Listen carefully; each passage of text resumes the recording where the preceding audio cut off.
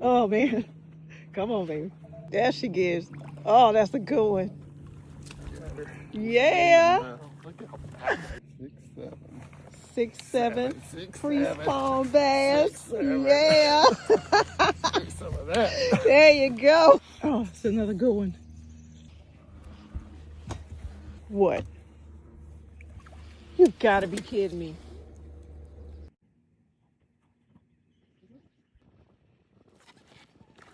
Nice. Look at what I got. Yeah, it'll help. Elite Series winner from Auburn, Alabama, Steve Kennedy. 6 pounds, 11 ounces. All right, everybody. So that is a wrap of my experience on day 2 of the Yokohama Tiger Bassmaster Elite Series on Santee Cooper with the one and only Steve Kennedy. I ended up forfeiting my day 3 because I was asked to lead the Bassmaster workshop with my girls, Anastasia Patterson and Kylie Short. But y'all stay tuned for real, because there's so much more to come. Let's go.